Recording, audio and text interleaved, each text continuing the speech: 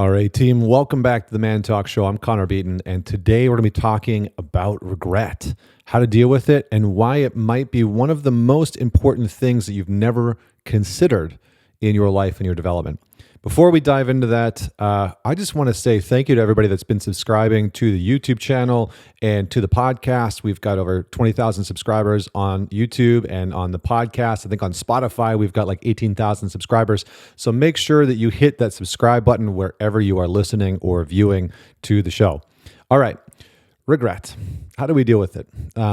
This is something that is, I almost said near and dear to my heart, but it's very true for me that I've lived a life where I've done a tremendous amount of things. I've traveled the world. I've raced motorcycles. I had a career in construction. I sang classical music.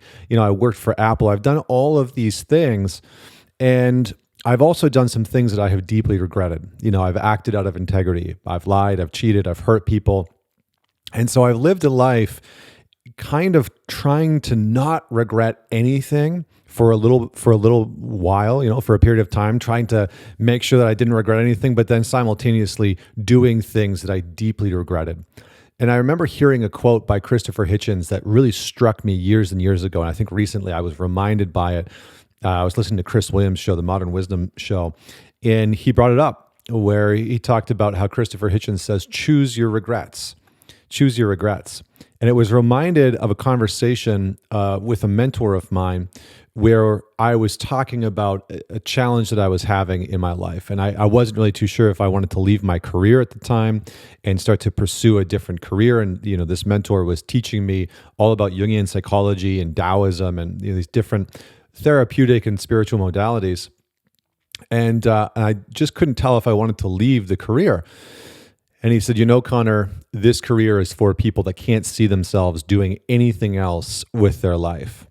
And I could see myself doing a tremendous amount with my life. And I knew that there was something missing from this career that was sort of intangible. I couldn't quite put my finger on it, but there was something missing.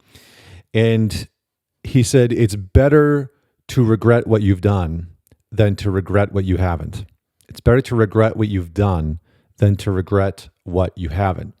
And that's always stuck with me. It's always stuck with me because I think that we as men, especially within our masculine core, we want to go out into the world. There's something about the masculine essence, about masculinity that wants to sort of pierce out into the world or penetrate into the world, build something, create something, adventure, explore, experience, and be witness to and present with as much as we can. And now, this doesn't mean, regret what you've done rather than regretting what you haven't. This doesn't mean that you should, choose things actively that you're going to regret that are out of integrity and out of alignment and, going to get you to, maybe get thrown in jail or, killed or something like that. I'm not advocating for you to go out and do stupid stuff. But what I'm saying is that we live in a time, in a place, in culture where it's very common for men to feel overly domesticated. It's easy for you to go work your 9 to 5 and come home and be tired and turn on Netflix and just do that and have that be the life that you live versus pursuing something that really is meaningful that you may come with some regrets because there inevitably is a choice point when we start to pursue the things that we want, the better body, right? Going to the gym every single day, building a business or starting a company or starting to approach, more women if you're a single guy out in public or working on your relationship or bettering your finances in some capacity. You have to make choices to let something go.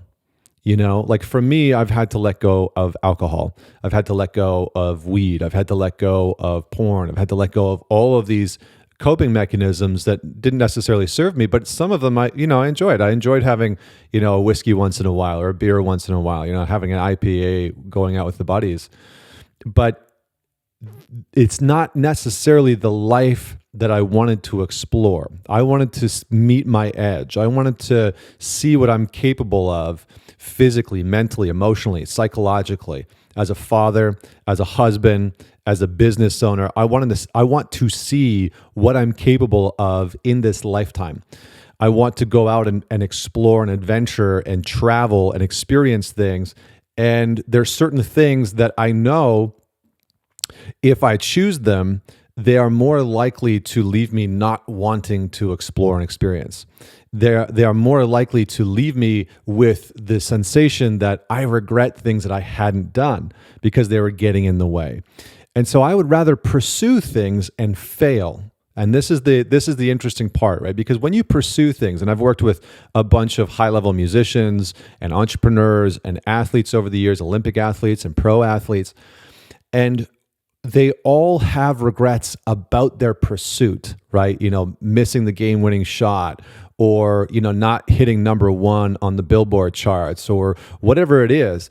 They might have a regret about something that didn't happen, but they are still in pursuit of something that's meaningful to them, versus the guy that's not in pursuit of really anything that lights him up. And that might be you, right? And it was certainly me for a while, where I remember when I was in my early 20s, I think it was like 2021, I was miserable. I was working in a gravel pit in northern Alberta. During the winters, it was like minus 40 outside. I was working the night shift, and it was loud. It was freezing cold, and I hated it. I hated every minute of it. And I was living this life of regret of not pursuing the things that maybe I would fail at, maybe I wouldn't be exceptional at, but I was living a life of burdensome regret. And I think that that's the really big difference. When we are living in pursuit, we're going to have regrets about things that went wrong or failed, or the wrong decisions that we made, the things that we maybe could have done better in hindsight. But that is exponentially more rewarding, more exciting, more engaging, and more activating for our masculine essence than it is not pursuing anything and living a life of regretting what you never did. And I've seen this really destroy men. I've seen it in my family.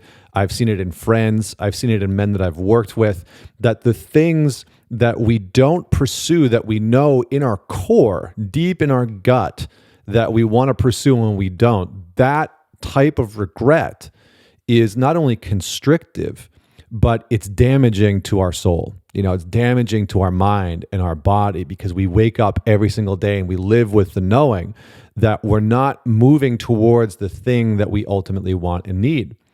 And the beautiful thing about pursuing the regrets that come along with what you've done is that you have to face your fears. You have to meet your edge. And that's sort of the odd thing about choosing your regret, is that you end up making change.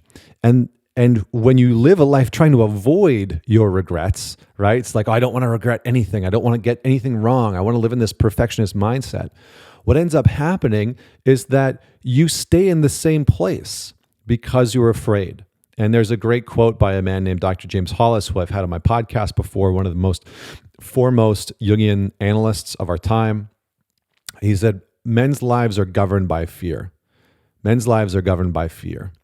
And over the years, I have seen so many men who have been governed by fear, by the fear of pursuing what they want in their relationship sexually, governed by the fear of pursuing what they want in their business financially, with their body, physically, with their minds, to really afraid to see what they're capable of.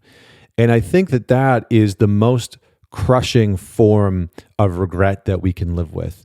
And I think what's interesting is there's a freedom that comes along with pursuing the things that we ultimately know in our heart, in our core, that we want to pursue, that we want to build, that we want to create, that we want to become. And I can say unequivocally, if I died today or tomorrow, that the only real regret that I would have is that I didn't get more time with my son.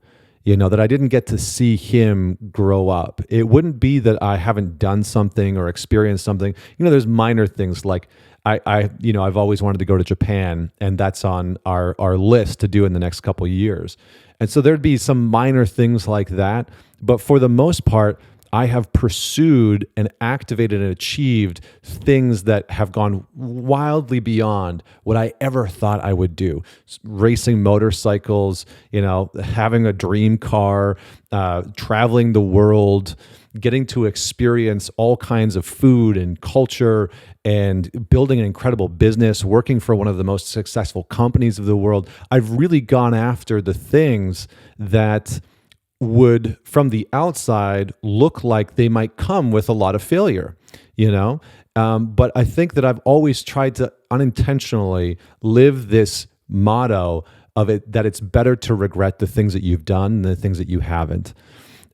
Because those types of things can be really crushing. So my invitation for you today, as I just sort of wrap up, is to look at your life.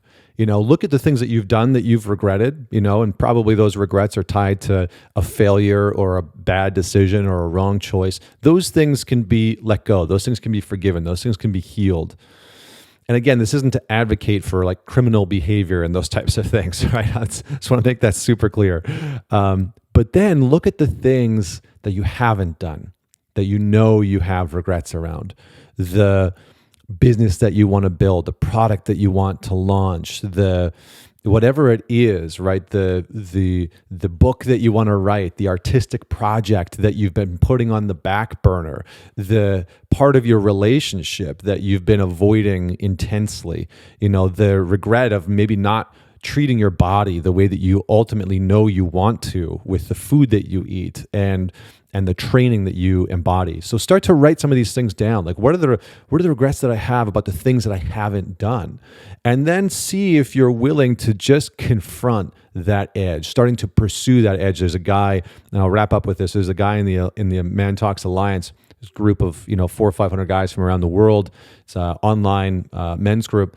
And he, over the course of the last year and a half, I believe, has lost, I think, about 150 pounds in his time in the Alliance. And he has worked diligently to face this fear. And I remember on one of the calls or on one of the posts, he was talking about not wanting to live a life regretting not doing this, not losing this weight, not seeing what he was capable of and not getting himself into shape. And now his whole personality has changed as he's gone through this physical transformation.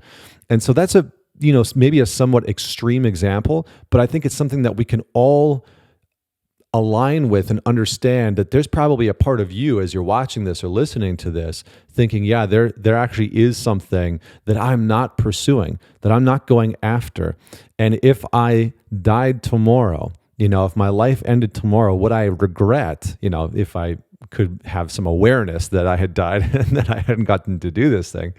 But if I died tomorrow, would I ever regret not pursuing that thing? Taking my kids camping or traveling to wherever or starting that business or seeing what my body is physically capable of. What are the things? So write them down, make a commitment to yourself, choose one of them and begin to pursue them, because it's better to live with the regrets of what you've done than it is to live with the regret of what you haven't. So thanks for tuning in. Make sure that you share this episode, man it forward. And until next week, this is Connor Beaton signing off.